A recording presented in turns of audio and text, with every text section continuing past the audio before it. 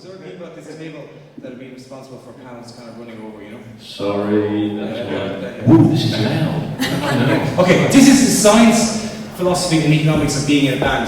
And one of the main things to get involved with any kind of band is also make sure that the right four members of your band are present and correct.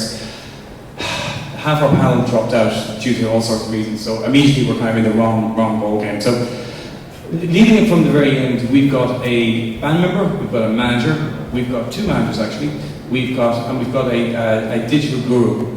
So let's start at the very end with James. James, tell us a little bit about yourself. This is my name is James. I play drums in Villagers, and I've done we're going on 5 years together now. Before that, I was in a bunch of bands in Dublin, and I've been playing music since I was about 15, so about 16, 17 years. I also run a tiny money-draining label called Any Other City Records, and I released the first Villagers releases, and the first release by James McMorrow and Squarehead and Girl Band and all sorts of stuff like that. So very, very low level, you know. But very good, yeah. Oh, brilliant! Best level in Dublin for sure. But obviously I don't make any money from that. But yeah, we're mainly just playing Villagers and drum away. You still DJ? No, I was let go from Phantom, unfortunately. But I'm still on a part-time basis. But the economics dictated that they couldn't afford me anymore. It was too expensive. And yeah, so before that I ran club nights in Dublin, and I've worked for Phantom for like 12 years, and just have been involved with music since I was a kid, and I'm still involved with music, so it shows that I like it. Excellent. Thank you very much. Claire? My name's Claire, and I manage artists and record producers, and I'm partners with Transgressive Records in London. And most of the producers I manage are all artists as well. They're kind of creative musicians, writers, that kind of thing. And also, one of the artists I manage is playing tonight at the Button Factory, and he's called I Have a Tribe, and he's on at 9:20. There's my ad out of the way. Besides I Have a Tribe, what else do you look after? I manage Charlotte Hatherley's new project called Silver Tongue, which is like an electronic pop kind of project, like Scriptly, Talking Heads, Prince kind of vibe. Great. Okay, excellent. Darren? I don't know how far I should be from this thing anymore. I run a company called Motive Unknown. I do all the online marketing for people like Old J, Moby. I worked on the last Villagers record actually with Domino. And I handle everything with the online side, so making sure that social media is done properly, making sure the advertising campaign is all set up and running.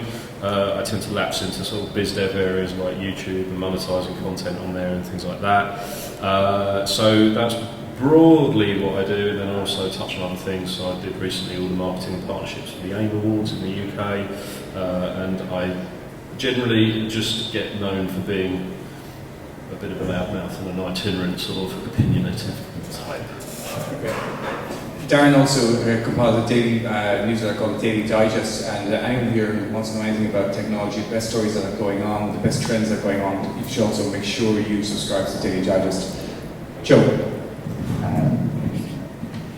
My name is Joe Clark. I run a production company called CWB that produces festivals and events and things like that, but I guess I'm here we run another company called Paul and Joe, and we look after people like The Stripes, like Galaxy, Maud and Cahoots, Hermitage Green, and basically a management company. So with those acts, with all the different stages of development, we would seek out record deals, look after publishing deals for them, think of new opportunities, and try and place them in generally the right direction, and generally just look after them. So maybe this basically panel, I suppose, is kind of trying to deconstruct and dissect the whole things about being in a band. And I suppose the science, philosophy, and economics were just kind of three interesting tanks to put on it. But I suppose one thing that wasn't mentioned there, and I want to start with you, James, about this, because you spoke there about being in bands through all your life, and that's psychology. How hard is it to be in a band with people like with Tommy and people like that? How hard is it to be in a band, stay in a band? The psychology of actually staying with people, dealing with people, and is it possible to ever teach anyone that? Well, I actually roomed with Tommy on tour, so I've grown to love him, and we've shared a double bed many's a night in Travelodges, so we've become very close. I actually I think that's the key to the whole thing, is being able to find people that you get on with. I think musically, when you're kids, you learn, you get better, that will come, but it's the friendship and the kind of relationship that begins with it. That's the most important thing. But I think it's easier if you're friends first and then you form a band. I've never been in a band where you're putting up a sign saying musicians needed and then you hope that it works. Even with Villagers, although I was good friends with Connor for years before it, but I didn't know the other guys. But he himself had an idea of musically what he wanted, but also personalities. Obviously, I seem kind of chill there now, but I'm usually quite loud and annoying, and I'd be a lot louder and more full of life, let's say, than the other guys. They'd be a bit more chilled out. But Connor obviously knew that. He knew personality was what would mix as much as the music side. So that's all down to him, the fact that we're still together and still the same group of people. But my only other experience would be from the label side, working with bands and being able to see from the outside how the psychology of a band works. And luckily, most of the time, the bands that I've worked with have got on, have been friends, and it's just worked really well. When it doesn't, and people come and go, then the band just grinds to a halt, and it just never really works, and you're always playing catch up. I think if you get it right, that's usually the hardest part. And when bands don't, and they're constantly fighting to get new members, and this is the new lineup, this will gel, and you're just going around in circles. It's never going to work, really. It'll always be half as what it could be. But if you can hit upon it right, and you're lucky, and it's all down to luck a lot of the time, then it'll grow into something. It'll be a proper band. But I think like the psychology of it, being able to be an affable person, and keeping your ego in check, and knowing what your role is, and all that kind of stuff that naturally you learn over time. If you've been in band since you're a kid, it's like being in a group of friends. You know eventually how it works. The music and creative side of it is almost secondary to that, I think. If you can find a group of people, you might never be a brilliant band that does anything, but you'll enjoy it, and the process will be fun. I'd much rather be in a band like that than a hugely successful band that hates it, because after about 2 weeks you're not going to want to do it anymore anyway. So that's. I suppose then from the three of you's point of view, working with bands, it's like choosing to decide who you're going to work with. And Joe, you talked before. I remember there's loads of people kind of mentioned this to me since, because you talked about when you and Paul seek to work with a band, you can fill out a form. Well, just very much echoing what you said, I think you have to love music first of all, and love being in a band second. It's like great DJs. Great DJs love music first of all, and love being a DJ second. If you love being a DJ first, it's all gonna. So what we look for in an act is the reason the questionnaire thing. It sounds kind of ominous, but it just kind of often, even amongst a group of friends, people can have different ideas of where it's all going, what's it all doing. So what we do is when we seek to work with someone, we ask you to answer stuff like, how would you feel if a 3-month tour of Australia came up? Could you go and do it? Someone like, no way I could go, I just had a small baby. And the others went, we always thought you would. You tease out all those things in advance so that when they do drop as options, that the answers are already there, or you've done the preparatory work for it.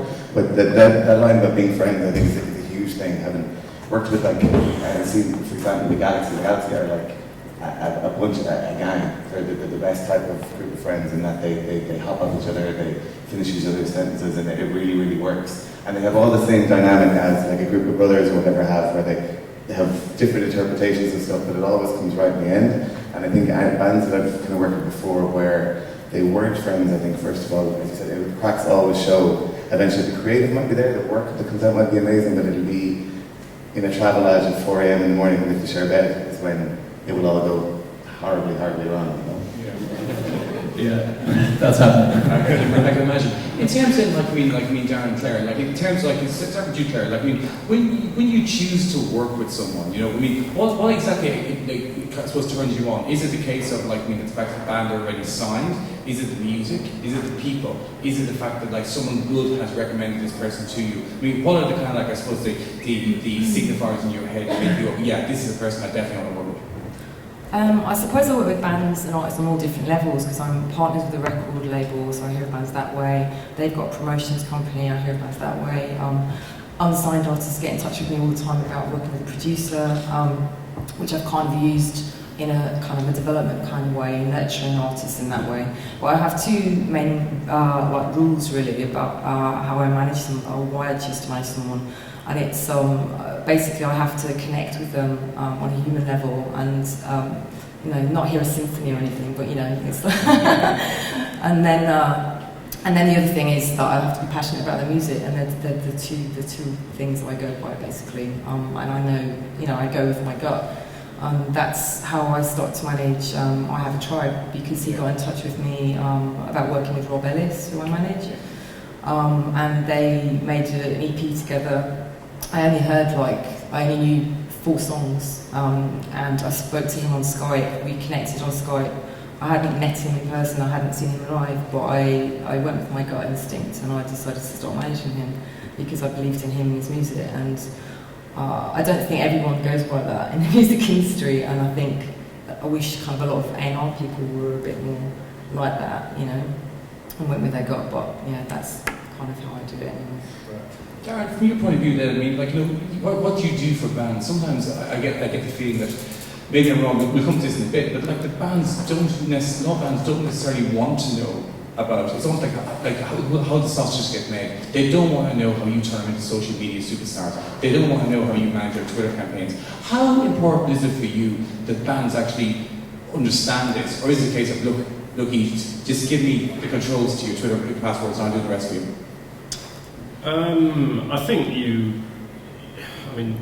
it's tricky because you decide to work with bands, and in my case, you're opt to work with a band, and it may only become evident after a certain period of time that you and the band don't, you're not on the same page in terms of how you may see those things.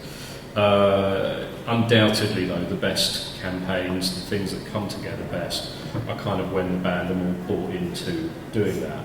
I think it's tricky because I work in online, my whole area is like, if it involves a browser, then it tends to end with me in terms of the campaign side. And that's, so obviously when you work with a band that share that view and have that faith in it, then that's great because you're all on the same page, And I'm working with like Dan the Sack and Scroobius Pip at the moment, and they're brilliant because they love social media. Pip just does tons of stuff on there. And to be honest, I just sort of stand at the back and go, yeah, you're right with that, carry on, and just check it's all fine. But then with other bands, they don't feel social. They're not, they're not kind of all over that, or they just flat out don't like it. And it's not really for me to be judgmental about that. It certainly doesn't make it much fun to work on because I'm not then really that integral to the campaign, and you're a bit, it just feels like you're pushing a very large boulder up a hill sometimes. But equally, you have to respect that bands are like that. It's not my place to come in and be like, you will be online, you will be doing all the social bit and everything else, because some bands just don't operate that way. And it's trying really, it's a bit like, you were saying, connecting with them on a human level. I think if you can do that, then usually you're better with it. When I first started working with Old J, they weren't particularly pro kind of putting their faces out there and things like that. And, it was just a process of trying to kind of get in their heads and understand what they didn't like about it and just address that so that they actually realised that, these people are your fans, that, they're good people, it's cool. It's nice because you can talk to them directly and things like that. And so slowly they've really come around to it, and I think now they they've got a large audience that they can talk to directly. And they do talk directly. We never post on their behalf unless literally they can't, because they're in the arse end and beyond. So yeah, it's nice, but I think a part of my job means that, campaigns I work on sometimes, it puts me at odds. But I think what I've had to learn over time is that, I'm not the most important person in the machine. And if people just don't like online, then I have to fit around them. James, from a band's point of view, when you, I suppose, leave aside and your label hat for the time being, when a team gets put around, when Darren, for example, was putting your team around you, in the first place, when Donald were working on a team, how much of a kind of say did you have in that? And was there a case of any time that you objected to someone, or how far did that go? Well, a lot of those kind of decisions come down to Conor, what he wants to do. Darren and Judy that manage the band will always be led by Conor's kind of instincts, what he feels artistically, what he wants to do, what he thinks feels natural to him. But we're looking at, so far, fingers crossed, we've been really, really looking at the team around it, the press people, in Ireland and stuff, and the press people that we're using the UK and the label and the booker and everything's been really good. Everyone's worked really well. It's fit together really well. I mean, I've heard horror stories of that reverse happening for bands, and they don't make good decisions, and it's 15 people leading in different directions to try and get a campaign together. It's a disaster, and that comes down to just bad decisions from, I guess, management, or just the band themselves not being clued in enough to know the difference between someone good or not. But I mean, so far it's gone really well, so I'm guessing there's always issues, there's always little things pop up, but it's how you deal with that, and it's not the end of the world if something doesn't go up on time, or if the wrong date goes up on the website. It can all be fixed, but the kind of all-around objective way of looking at it, the campaign itself, or how the band is viewed, which is really important nowadays, how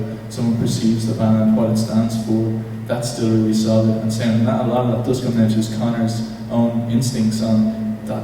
I'm not really into that, that's a bit lame, or that's not something I do, or the reverse, like, no, actually that's a cool idea, and then follow that through. So there's a reason there's not millions of Villager songs all over the TV, or Connor's not at every launch gig or opening of something, or we're not all over the place.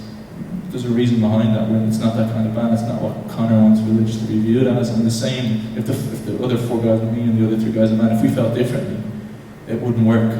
You know, he knows that we share a very similar aesthetic. We all come from a very kind of indie background, and we don't want to just be all over the place. But in saying that, the Villagers is marketed and pushed as a band that wants to sell records on a label and wants to do gigs and wants people to know about it. So it's not like we're hiding or anything, but it's a very, very fine line. You can make one misstep and it can ruin everything. But it does, if decisions are made in the right frame of mind, then it usually pans out okay. Do you think we fair to say as well, James, that kind of a perception of how the band want to be presented came with time, or was it? Totally. I mean, obviously Connor from beforehand, from the band that he had been in before, had a lot of kind of good faith in Ireland. People kind of rooting for the band, and it stopped. And it never was a big deal outside of Ireland, really. But people said, well, this guy's talented, what's he going to do? Then when the band started, it was very, very gradual. I mean, the first thing we put out, the EP, was maybe a year before Domino signed the band. So it was really small steps. It felt people in Ireland came to the band naturally. It wasn't forced on them. We were already selling out venues in Ireland before there was any press written about it in the UK. Then the single came out. It's really, really nice and gradual. Let the band kind of coalesce and get tight and become friends over the course of a year. Then when it did happen, it didn't feel like this kind of flash in the pan. We're all slightly older than, like, we're not like 18, 19. We're all, when we started, we were all in our late 20s. We'd been in bands, we'd been experienced. All the attention the band suddenly got didn't feel like pressure. It was like, cool, let's just enjoy this for what it is. So it didn't, because it was a gradual thing, and we were lucky in that, because a lot of bands don't have that. It's very much straight away. You only really kind of get one shot to kind of launch the band, and if it's not handled right, you can really ruin them. But we were lucky that it was a gradual thing. But I think every band is different, and maybe if a band is put together and very press-led, it can still look gradual if it's handled right. You know, if a band isn't ready and the buzz is there but they're not ready, there's no point in launching a band if it's 6 months too early, or if the songs aren't there, just purely to kind of, I don't know, capitalise on a bit of buzz in some magazine. I think that's a mistake a lot of bands in Ireland sometimes make. And I can say this having done it myself, looking back. The minute someone plays on the radio, or you get a bit of a write-up, you think, Jesus, we've got to do a gig, or we've got to be busy. And you're like, what's the point in that? In the grander scheme of things, it's counterproductive. If you know you're not ready, don't do it. Like, if they like you now, they'll like you in a year. They'll probably like you more. But it's hard to, when you're 18, 19, to have that kind of, I don't know, frame of mind and that kind of mature attitude to say, no, let's just wait. That's the only thing you kind of can control in a band, really, is the time and how people find you and come to you. And it's harder nowadays, obviously, because you can literally be all over the world in 10 minutes. Yeah. So I always maintain if fans want to stay anonymous or stay kind of like below the scene, just don't ever put anything online. Yeah. You put something online, that's it. And you're in the game. Or the whole idea of, here's a demo we did, that's so stupid. Why put a demo of a song online if you're going to re-record it better anyway? Because it's all up there.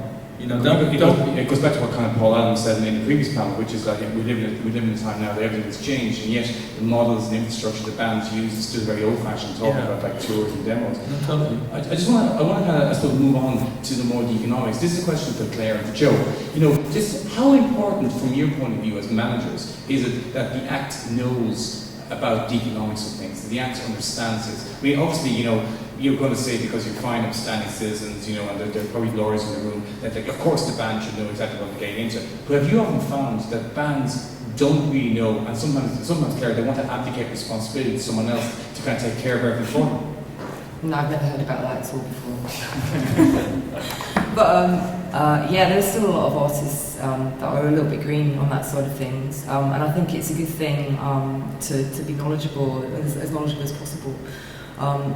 About everything, you know, and there's a lot of pressure on bands, I think, nowadays to be knowledgeable about everything, including marketing, you know, social media, all that, which I think is a good thing on one hand, because you know, you don't want your life completely in someone else's hands and not have a clue what's going on. You know, like, I don't know, say Elvis or someone where he's totally ripped off and, you know, his money was, you know, taken away from him. But that's a bit of an extreme example. But at the same time, I think it sometimes distracts from the art. You know, where they can become overly saturated with all these things that they need to know. And I'm not saying that artists, you know, aren't intelligent, but I think there needs to be a fine balance between the manager kind of being the front person that kind of deals with it, but the artist understanding it and, you know, and getting on with it, but not being swamped by all these, you know, the monetary and the marketing side of things as well. Yeah. Like, from your point of view, Joe, do you find it kind of like, you know, a case that the bands, do you regard your bands as adults and kind of expect them to know this, or is it a case of that sometimes you really know the bands is on a needs-to-know basis? No, I think it's very important that there's a realization about the cost of things. Things cost money, marketing costs money, printing CDs cost money, tours cost money, production costs money, lights, all the extra things, and it's really important. We would always do a weekly meeting with all of our acts where we just, it might be a simple one page, we may never look at it, but you just keep everyone in the loop all the time. My next thing is like, I thought we got 10 grand for that cake.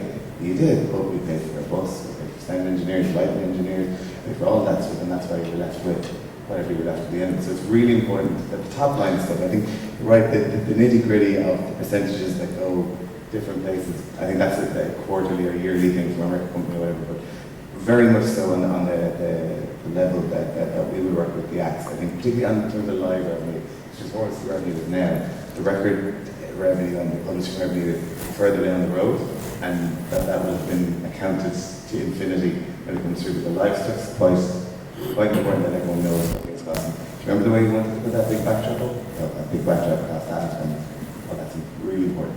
I think we keep it clear. I have to say, actually, I think I always quote this, but I always remember this speech that John Cleese, of all people, gave about creativity. But he was saying in it that the biggest problem with stupid people is that they don't know that they're stupid. And I think it's a really, really sound point, right? Because, you know, I remember like one of the record labels I work with, the owner of the label said, well, I hired you because I don't have a fucking clue about your world, but I know that you do.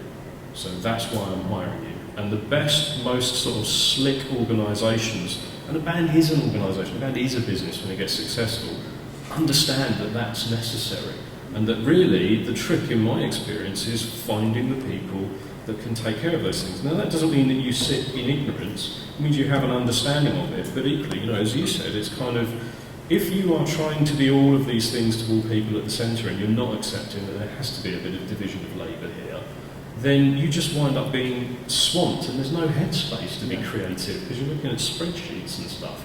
And I think it's really interesting, you know, the best organisations, the best band setups that I've worked with are very much people where, you know, the manager knows that he's got the right guy for that job, the right guy for that job, and so on, all around the houses, and they all put in the right stuff. And that manager knows, he can see when something is right or wrong, but he lets those people do what they're there to do. And that's what gives you the best thing. And I take a lot from that now, and kind of even when I work. So if I don't understand it, accept that you don't understand it. Don't fucking pretend that you know it, because it will end badly. You know, go and find someone who knows it and get them to help you with it, and you will get a better result. Yeah. But it's funny how few people seem to realise that. It's an interesting approach, but like I've definitely seen two examples of both that working and that definitely not working. You know, that it comes down to like who you decide to trust as your manager. You know, I often kind of like we think that that's the most important to hire a band level too. You're right. I mean, if you hire a manager, you leave to him or her to do everything else, to hire in the multiple knowns, to hire in the other people you need around it.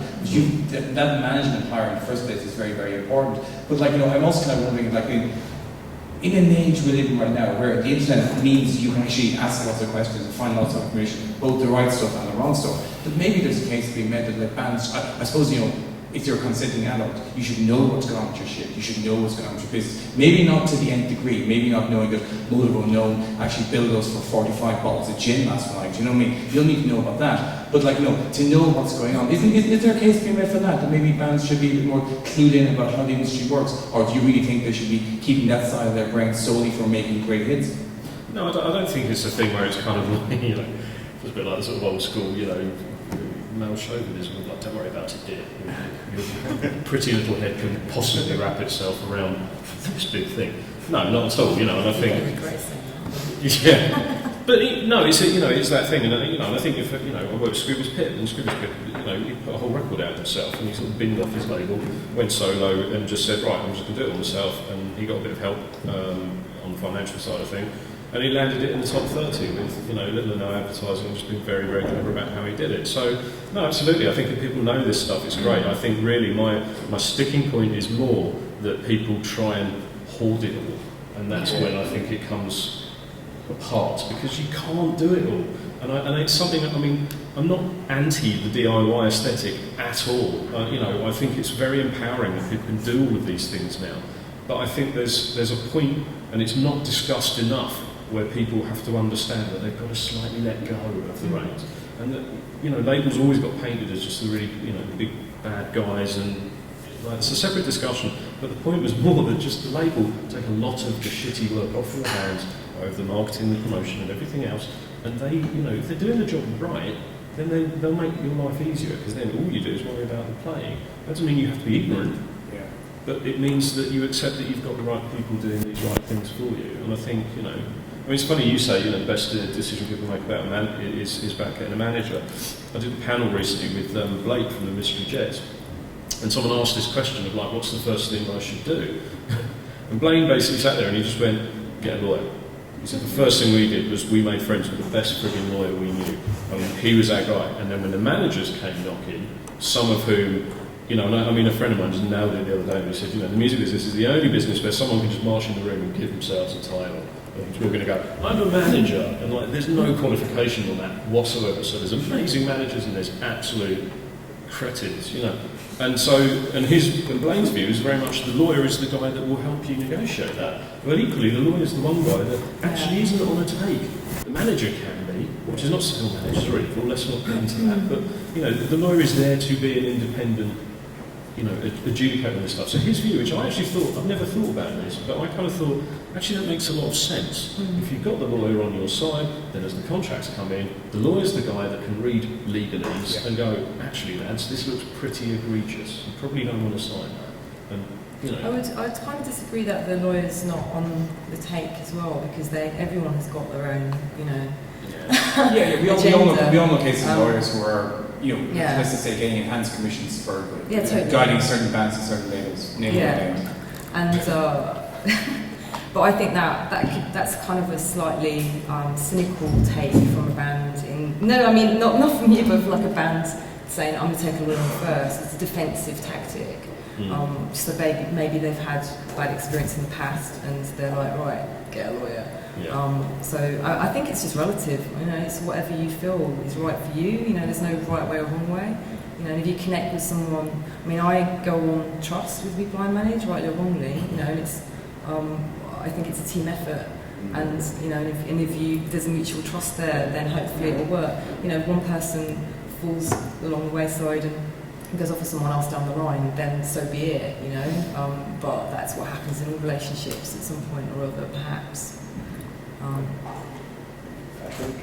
think as well at the level of the bands, certainly that we work with, and maybe the level of the bands that are here at Hard Working Class Heroes, it's more about a consensus amongst everyone, be they just the band or the band and the manager or whatever level it's at, that everyone has the same big idea and big picture to kind of go for. And I think that follows on to the level of bands that you be working at and villagers and everything else, is that it has to be, this is part of our questionnaire thing, it's why you keep very much greater contact with people. It's very easy for people to be around each other all the time, yet never have spoken about a particular thing, and then only when it breaks, and it's like, I thought we were going to do an acoustic album. But I always assumed that all that's where the manager's role comes in. It's facilitating all of that all the way through, and that's from a band who's only playing their first gig all the way up to the very top. You know, it's like that Eagles thing when they got back together. The manager of the Eagles was the one who orchestrated the 4 separate private jets that would all fly out separately, so they wouldn't have to talk to each other.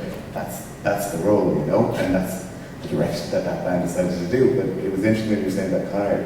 Like, at the end of the day, a manager is only influenced by the band. If the manager is running the band, then that's right. That's never going to work. You know, that's Boyzone, that's Westlife, that's the thing. And even what's interesting, which I never realised on that basis, was it comes to a point with something like Westlife, when the power switches from the manager to the band.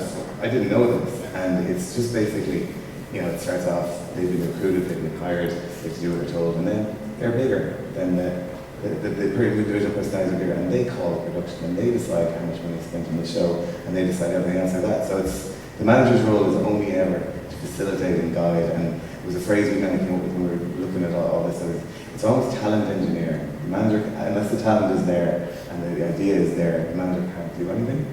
So, no, that's that.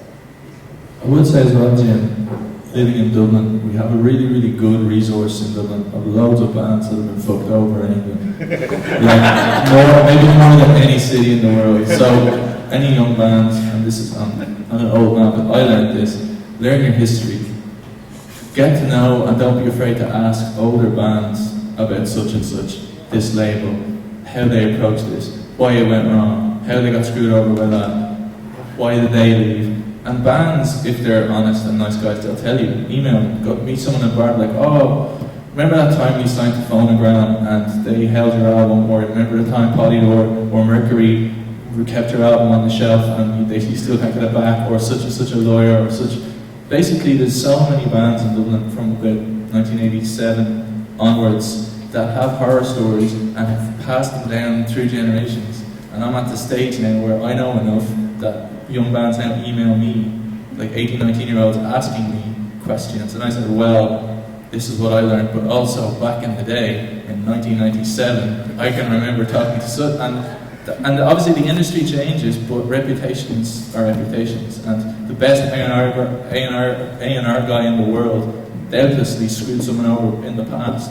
So know their rep, or this company, or this pure people, or ask. There's nothing wrong with asking advice, and that's the best. Like, word of mouth or actual experience is the best thing. And if you haven't had those experiences because you're only young and your band's just started, but you want to be slightly clued in and not be rabbit in the headlights going into this meeting with somebody, there's no shame. The person you're meeting is probably expecting you to do this, and if you don't, they'll be disappointed. Like, I'm not going to work with this clueless idiot who's not. You know, if they hear from their friend, oh yeah, I know that band, they were asking questions about you, that's a good thing. They want to know that. They want, cool, you're asking questions about me. So let's have an honest, frank discussion. You don't have to be a grizzled 35-year-old musician to be in that state of mind. I was like that when I was 17. I was like conscious. Grace and grizzled. My bullshit detector was like up full all the time. I thought everyone was trying to rip us off. That's when I was 17, like bands that were never going to do anything. But I had that kind of inbuilt in me. Not all bands have that, but it's something you should develop. And it's the easiest thing to do is just to ask somebody a piece of advice, or read an interview with someone, or read a history of bands. Dublin is just very good for it because of geographically where we are. Bands in Ireland and Dublin can gestate and grow and stuff, and then they eventually think, where are we going to make it? Let's send the demo to London, or let's try and make it in England, something like that. So there's loads of stories of bands going through that, almost breaking up and becoming stronger for it and staying together and then being really successful, or having hugely successful times with major labels and big time people, and it's all gone swimmingly. But you don't know unless you ask, and it's the hardest thing to do, but it's the easiest thing to do as well. And the Lair movie as well. But go back to one thing there, James. I suppose like we started talking about economics before you kind of moved on a bit. From your point of view, being in a band, and it's I suppose I think of Villagers. It's very interesting. I mean, obviously it's Connor's band. Everyone else in the band's involved in other things as well. Yeah. You had an inner city. Tommy's got the studio. Yeah. Danny's got his thing. Cormac teaches. Yeah. So like maybe let's talk a little bit about that. I mean, how important are economics to the band like that, touring band like that? Well, the stage we're at in life now, we're all in our early 30s, so we've all got rent or mortgage to pay. Like, I'm getting married next year, Tommy's married and has kids. You know, the realities of what you're like in your early 30s, it's like anybody else. You gotta pay bills, you gotta live. If you're in a band and we're lucky enough that we make money from Villagers, not a huge amount, but enough to kind of live, but we still need other stuff outside, and Villagers isn't touring, we're not making any money, so, like, the lads have jobs. That's just the reality. Try and find a job that's flexible enough so that you can work a certain period of time and then suddenly you're on tour. That's really difficult, but if you're pragmatic enough and you want to do it enough, you'll find your way around it. I mean, from the age of 18 onwards, I was at a part-time job. I had the same part-time job for 12 years in a wine shop.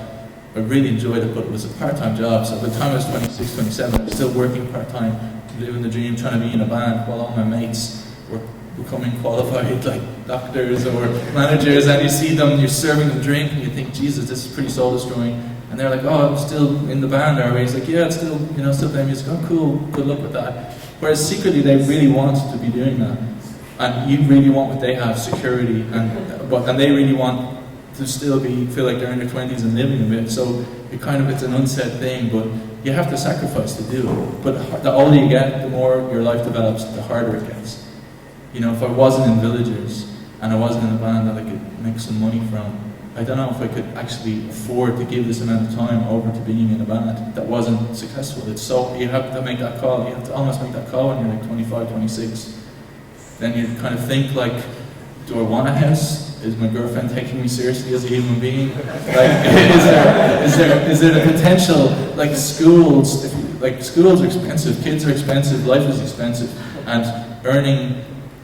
Sometimes there's some musicians I know that work just as hard as we do and don't earn nearly as enough, so they're in crappy jobs and they can't commit fully to the band because they need to work 39 hours a week, and the band is only ever going to be a hobby. But there's nothing wrong with that, because you still love what you're doing, it's still fun. Totally, but the one thing, this brings us to one thing before we come to the science thing I want to kind of ask the three of you about. And like James mentioned there about hobby bands, and I say from Darren's point of view, I mean, like the bands you work with are full time, I imagine. Most of them are full time, are they? Mentally sort of Rolodexing through. Yeah. I mean, I make a point of working with sort of 2 or 3 unsigned or very lower level. Actually, it's not a very nice way of describing them, but baby bands. Yeah, they're starting out, and part of it, to be honest, is because I think when you work doing what I do, particularly, and you work with bigger artists, it's like the answer to everything is just money, and it's like in marketing just becomes spending, and it's not very creative. So I quite enjoy working with bands that are starting out, because I think when you've got nothing, you've got to really think hard about what they do and how they do stuff. So at the moment I'm working with, I was working with Spring Offensive, who I think have just been signed. But I don't think they were full-time. I work with Eliza and the Bear, who are doing very, very well. I think they've just quit their jobs, but don't quote me on that. And also work with a guy called Ezekiel, and I'm not sure what his employment status is, but I'm pretty sure he's not full-time musician. Does it make a difference? In terms of what they can do, and in terms of I suppose how far they push themselves. Because sometimes you feel that I often feel there's an expectation. All bands have expectations. Sometimes hobby bands, let's call them hobby bands, not the full-time musicians, have unreal expectations. And sometimes you're kind of wondering at what part, whose job is it to kind of knock those expectations aside. I mean, I think in the case of the people I work with, they've all found really good managers, and so I think they've probably had that sort of, fork in the road moment of like, do I go for it or do I not?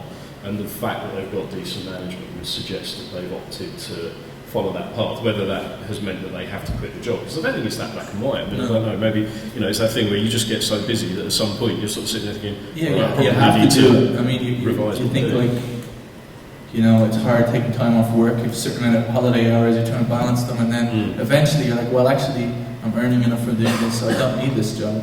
But that's a tough call, because then in 3 months the man might not be earning as much, and you still got to pay rent. I mean, like Dublin is an expensive city to live in anyway, so it's not a great example, but there's other cities in England. I know about people in bands in London, and they were trying to make it, and they're still working at it. Like, it's too expensive to live here, so they moved to other cities, so it'd be cheaper for them to be in a band. Stuff like that, that's actually pretty like pragmatic decision, and then sometimes it can work out for them, because even if a band that you might read about that's getting onto press, that's touring, doing like 3 or 4 week support tours, and like you were saying, everything costs money, so they're coming home and they're broke, they haven't got a job, maybe they're living in a country that doesn't have as good a social welfare system as Ireland, which can afford you to basically, if you're earning 180 quid a week on the dole, and there's 4 of you, 5 of you living in a house, yeah, you can be in a band full time, because you're getting paid by the state to basically... It's one of those things that surprises audiences. Remember the furore earlier in the year when Grizzly Bear, not furore is the wrong word, remember the kind of like I suppose the attention that Grizzly Bear got when they actually said, well, we haven't got health insurance. Yeah. I mean, I think sometimes like audiences sometimes have an unreal expectation of what a band is or isn't doing, you know? I'm sure some people think of you as villagers, that you've got a limo outside the door, you're living in a lovely house out in the I do live in a lovely house, but like me and my But that's unreal expectation. Did you find as well, like even for bands at your stage, that exists? Oh, totally. Like but I knew when I was a kid that I'd never be wealthy at being a musician. I knew that, and I knew how it worked. I knew how the industry worked. I had friends whose dads were actors. I knew how they lived. You know, it's sometimes you money, sometimes you don't. If you choose to make a living in the arts, just accept that. The smallest percentage of people will make a proper living out of it. But just accept that and be like, well, I don't need expensive things. I'm happy to do this. That's the payoff. If you want to be creative, you want that in your life, that's the payoff. And accept that and just move on. But yeah, for sure, we toured at Grizzly Bear, and we know, to us, they were this huge, massive band, but when you see inside how the machine works, they're guys that worry about rent. They're guys that are living in America, so they don't have health insurance. Chris, the drummer, had health insurance, but Chris, the bass player, didn't. And I remember having a conversation with 2 of them, and Chris was like, the drummer was like, yeah, you know, I don't want to get sick, and I don't want to be screwed. And the other Chris was thinking, yeah, but I might not get sick, and so it might be okay, so it's not worth it. They made that choice, and as an Irish person, I thought that was incredible. How could you live like that? Now, how could you live not knowing that you're going to be looked after if you get sick? But that's us, Ireland again, living in Dublin. It's good being in a band in Dublin. Trust me, having been in cities and talked to bands around the world, Dublin isn't the worst place to be in a band. It's expensive to live, but you're looked after a lot better. There's loads of places to play, so don't look down on it too much. But definitely, bands you think are really good, Pews that sell 250,000 records, still worry about the same stuff that I worry about, or a smaller band that's just starting out will worry about. So it's even big bands now, more because sales are down, so they might sell 250,000 records, but it's a lot less money in than it used to be. They're looking for the next sync on Grey's Anatomy, because that's 40 grand in their pocket, and that can then mean they can fix their fridge in their apartment. Really mundane stuff is the hassle. But the thing with Grizzly Bear that I noticed is that they want to go for the full production. They had a big light setup. They want it to be an event. They want their band to be perceived as this thing, they almost live beyond their means, just about, but they do pretty well in the States, that's okay. But it was kind of brave to see that they weren't being this staid, boring group of accountants. They had that part of them, but they were also willing to make artistic, risky decisions, and maybe that's why they're such a good band, although I'm not a huge fan of them. I appreciate why they're good. Last episode. It's interesting touring. That's one thing. Having toured with bands, we're really lucky that we've toured with some big bands. Even Elbow, who were huge, are a massive band. It took them so long to get there, and when they finally got there, they were dudes in their late 30s. They all had houses and kids and real life dilemmas. And I think I was speaking to, it could have been Judd, the drummer, and the happiest thing he had was that he now owned the house, and he knew his kids were going to a good school, and that's pretty baller rock and roll stuff, I guess. But that's how and I was kind of chuffed to see that that's where his priorities lay. And that's where every normal people's priorities would lie. But just know that the money stress never leaves. no matter how successful a band, it's always there. It's everyday stuff. So it's learning that from touring with bands. It's a really good way of picking them up. Again, asking bands questions. Cool. Okay, we've looked at the kind of philosophy of the economics, and that just leaves one element before we throw it out to the floor and see if there's any questions, and that's science. And like, I mean, I'm trying to remember why Angela put science in the title. It's not a good book, I put science in the title. I'm trying to work out like where the science element came into. Is there a science in being in a band? Like, is there an actual kind of like, you know, something that is not, I suppose, intuitive or artistic or creative? The science of being in a band and working around the band. Can any of you think of any kind of elements you think is that, okay, this is a kind of the scientific part of the whole band process, or is it just like total red herring? I think there's definitely some bands out there. There was an article, I think, last month. You take a band, I won't say the band's name, so I might be wrong, but basically, those bands that have loads of big hits on the radio, and they hit after hit after hit. You never used to play the O2, and a lot of American bands or big crossover bands. I think the band was One Republic, I think the article was about, where they have lots of really radio-friendly songs, and everyone likes them, and all the compilations, but they haven't really picked up a huge amount of fans as such. And then they go into the second album maybe does half as well as the first album, and then the third one. They're those bands, that's the sort of bands that have the size. That's where the big guys maybe went to a music college and sat down and like, the gap in the market for anthemic, Letters in the Air, soulful ballads, all of it, you know, they've worked it out and they get a good run out of that. But because they're not really a band, they're not friends, they're not anything else, it runs out of steam after them, it's me. Shed out the money and it's all rolled along, and I think some of the bigger labels go for that. And if you look at things, like I see the moment like Mumford and Sons or Glenford and off the road for 2 years, there's literally checkbooks being waved at every fucker with a mandolin and a waistcoat from here to Glastonbury right now. There's a gap there. Coldplay have gone off the road, like the replacement's been found from them from quite close to here. So you know, there's a lot of that going on, and that's the science of it. And you know, in terms of for a regular band, for the bands that we work with, and so the science, I suppose, is analysing the market. If the science is within the band itself, that's not going to work. But the science is kind of our job as the managers to look at the ebbs and flows of what's going on, to know in a good time that isn't a good time to have a single the 3rd of January. You know, to know that maybe putting out an album on the 1st of August might be the best thing to do, and all that stuff, and to use the tools that are out there, to use surveys. And I think we did one out for Mud because it's for the EP. We put the SoundCloud up and we sent links out to like 15 or 20 people who opinion we valued, and we asked them 5 easy questions like which song do you think is the most radio friendly, which one is whatever else. That's the science, I suppose, from that you should be applying. The other science, the whole like, you know, and even down to there's you know, when you can compose the music in a certain way so it plays on people's emotions and all that stuff. Is it, you know, that whole thing where you can have chord progressions that make people feel emotional, things and all that stuff. If that goes on all the time, that's there on Calvin Harris, all those people, they all like that's all the stuff. That's the science. That's the surge. Yes. Yeah.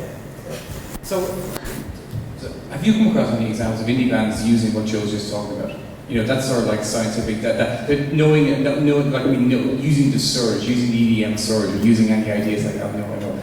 But like you kind of talked there, Joe, about kind of like, you know, the band, the A&R going around signing bands with mandolins. And I also remember an A&R acquaintance of mine once kind of saying that when Badly Drawn Boy was in his peak many years ago, everyone in London sounded like Badly Drawn Boy. Then suddenly Franz Ferdinand came along, and guess what? Those people sound like Badly Drawn Boy now sound like Franz Ferdinand.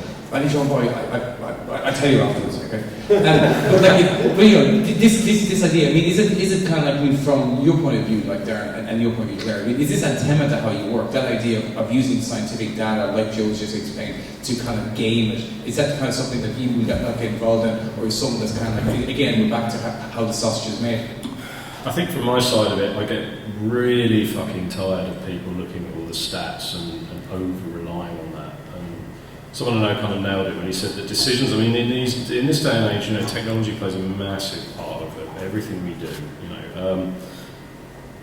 But with that, people can place too much value on it and they stop just following their gut feeling. And that's when the balance tips. So I think it's ironic, because I suppose being the guy that is normally the kind of gatekeeper for all that data, and I'm forever having to supply reports going, this happened and that happened. I really hate it, and it's been very interesting. You know, I work with lots of different labels, and you get to see how the people within them operate. And I remember seeing one band get signed because the A&R guy was just like, they do it for me, and I can't explain why. They hit the spot.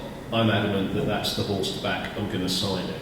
And then with another band I was working with that was unsigned, just constantly being told by major labels, well, your social stats, they need to go up. And I was like, well, that's your fucking job. If you sign them, then the social stats will go up. They don't go up because they can't do anything, they haven't got any money. This is chicken and egg world now, And then if we've built the stats, what do we need you for? Just go off and do, label services.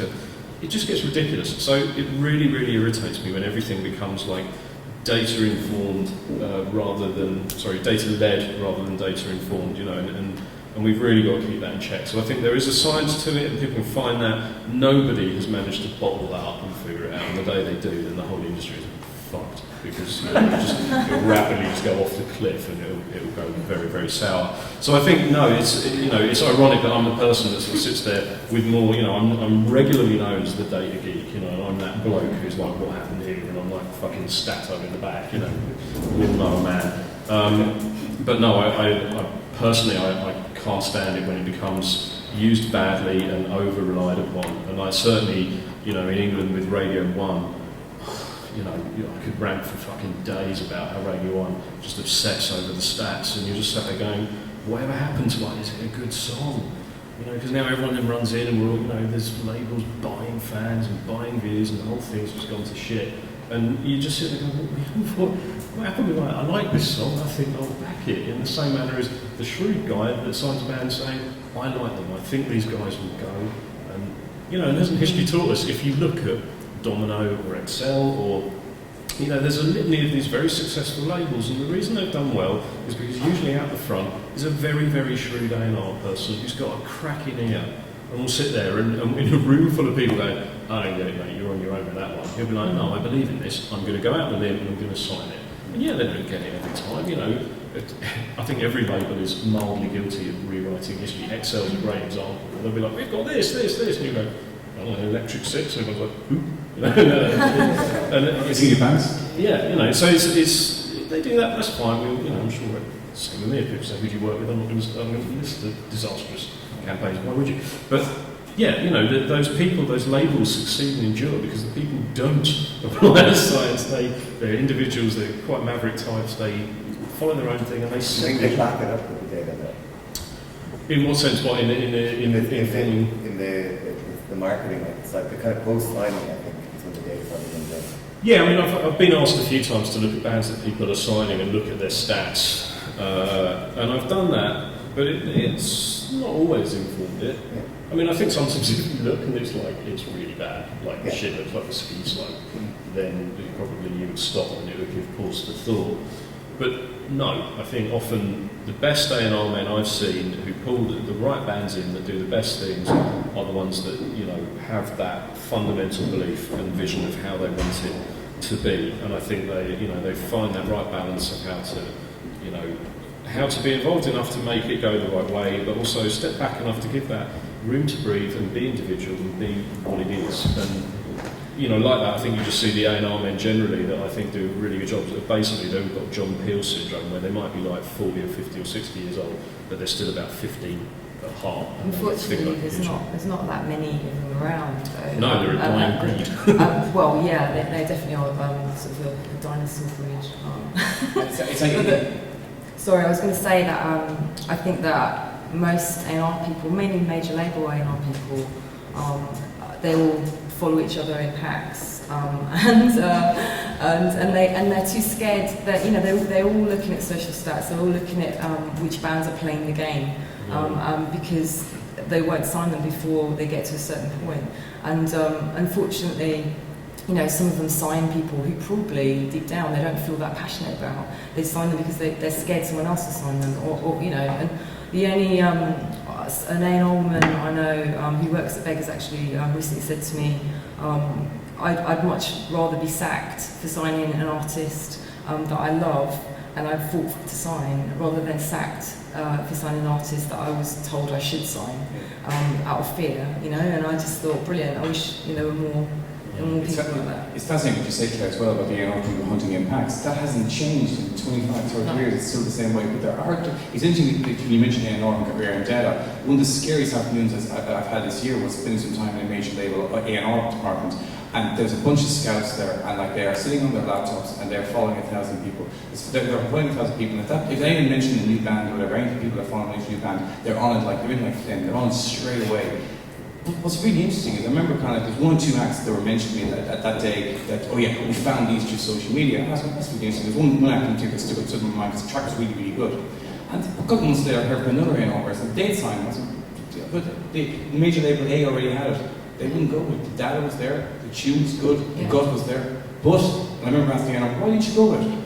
No one else finished at the time. So it comes back to that thing, it's like in the crowd. So it's kind of the wisdom of crowds. It's, I mean, a good example, is a new producer that I manage who's also in bands and is a writer, and he put a track on SoundCloud a couple of weeks ago, and I've had 15 labels get in touch just off the back of one song on SoundCloud. And it's under a pseudonym, so nobody knows it's him, but you know, it's kind of a little bit, makes you feel a bit cynical, you know, because they're all like, they talk to each other, oh, have you heard of that song on SoundCloud, you know, and then they all get in touch at the same time. It's interesting because at the moment with the dance music stuff, which would have been where I had a lot of my experience before, at the moment they're literally, you can go from putting up an EP on SoundCloud, getting the top 10 on Beatport, to DJing in Las Vegas and all around the world for 10 grand a night in the space of literally months.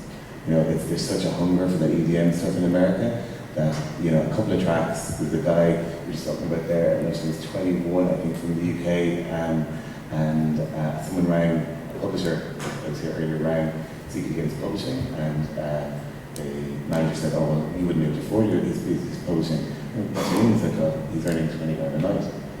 It couldn't possibly. The SoundCloud track was 6 months old, it was fully 4 of them up there. It had just caught on the big way, it hit the Beatport top 10, got booked by a DJ agent, and the kids rolling big money, you know, so that was always there to a certain degree in dance music. It was a little bit more disposable, and you go to a Ibiza for the summer and become a sensation overnight. And I think that's happening a little bit in the band thing as well, where you're just literally going from 0 to 90 really, really quickly because of social media, because of the internet. And then if there isn't an album to follow, and if there isn't anything more than those 4 tracks, then you're in big trouble, you know. We're going to leave the last words to the artist. When you hear talk of data and science, James, do you kind of go, Jesus Christ, or do you kind of go, okay, it's useful in some kind of way? No, well, that's the reality of the industry now today, is that, like you were saying about Radio 1, they'll see how many Facebook friends they have and views and stuff, but I'm interested in what you're saying again about labels, that the really successful indie labels, there's always things in Music Week about the music genius that is, like Richard Russell's the other ones I say, or Lawrence, whatever, from Domino, that they are the label because it is a guy trusting himself. He has the power to make the decision himself. Maybe a lot of bands don't kind of realise, but when you see it, like you said, hunting impacts, the thing with A&R guys is they're looking to get ahead just as much as the bands they're signing are looking to get ahead. An A&R guy that works for Island this year might have success, will get offered a bigger job at another company, and that's how they want to progress their career. Not in a cynical way, but that's totally natural. So chances are that they're as competitive amongst themselves purely just to get, not that they don't really care if they love the band or not a lot of the time. They want success and they want to be the head of some division within Polydor or whatever, so they work their way up. That can go really well. Like a guy like Jim Chancellor that runs Polydor now, started out as an A&R guy, loved Snow Patrol, thought it was great, believed in it, and it turned into this huge thing. Parlayed that into success. He's had failures as well, but he's now running the label. He's got a good ear, he believes in bands. He's got like a band like the Maccabees, who, although they're a big band, they're not like supernova huge, but he believes and works with them. When you talk to the guys at Maccabees, they really like him, he appreciates it. So that can work within a major label infrastructure, but it's very rare.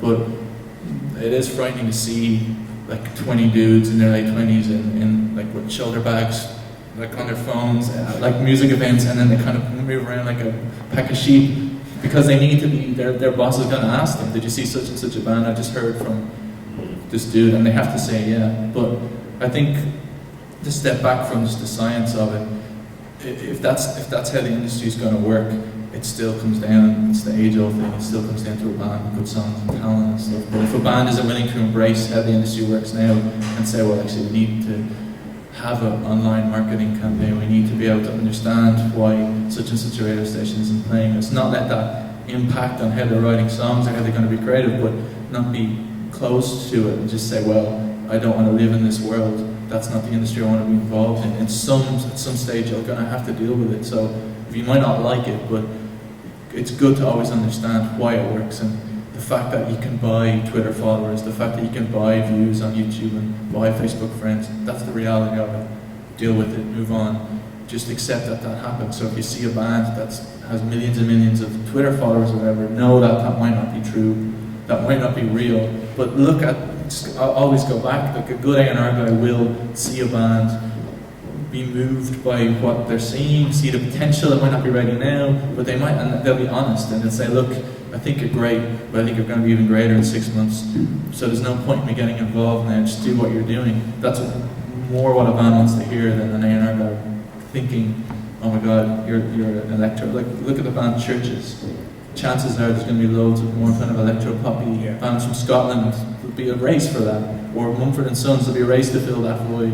And if an A&R guy comes up and sees a band that sounds like that and says, oh yeah, I think you're really great, or I think you're really important, we could be this great big thing, the band should be clued in enough to know that there's a gap in the market, so let's fill that gap. Not in a cynical way, but just have your wits about you and know that you're a commodity as well, and this is your window, so take advantage. So be ready for that window. That's what it comes back to don't reveal yourself until you're ready. Don't, like, an idea or potential is almost the most dangerous thing, because anyone can get excited about an idea, or anyone can be excited about potential because it's not a real thing yet. It's all this nebulous thing, whereas when you actually see the band, that's when the decision should be made. So until you're at that point, don't make life-altering decisions, and don't be tricked or believe someone who's saying to you like, oh, you're ready now, or I think you're great. You should know yourself you're not. So that's what a band controls, and then when you get to that point, know the difference between someone who's talking nonsense and, you know, that like the science part of it's always kind of been there anyway. I mean, back to the 40s and 50s, that's how the industry's always kind of worked with it, that kind of cold, objective sales idea, but just don't be afraid of it. That's the thing. I'm not a very scientific person, but I understand how it works, and you know that's the real science of it, is being able to make those decisions, I think. Cool, okay. That's the words from our panel. Any questions before we wrap it up? True. Yeah, I think it might be short. Okay, cool. So this question's for Darren and Claire. You touched briefly on AIM. Could you expand on that? Cool. So this question's for Darren and Claire. You spoke briefly, Darren, about the AIM Awards. Could you touch on that a bit more, mainly what AIM is and how it affects the science of bands in regard to should they be a member of AIM? Can Irish bands be a member of AIM? Because we don't have anything like AIM in Ireland. I'm not. I mean, I worked on the marketing partnerships of the awards. So to be honest, at the risk of sounding like a cop out, I don't really want to advocate AIM because I don't know enough to sell them into you. Really, I don't sort of work. I work with AIM in a marketing capacity, which is probably not really the right spirit in which to try and sell them to you. But I would say that they provide plenty of good advice, to their memberships and things like that. They're a font of good, resources to draw upon. I actually couldn't tell you whether they cover Ireland or not, but can you expand? It's Association of Independent Music. Yes. Yeah, but it's members of labels, record labels, or independent record labels, not artists. No. Yeah. So labels like Transgressive or Domino, all those, or XO, all those labels. Yeah. Okay. Any more questions? Excellent. It's always really good when there's no questions from the floor, because either one, you talk too much, or two, you covered all the ground. So I take it as the latter, we've covered all the ground. Big round of applause, please, for James, Claire, and Brian.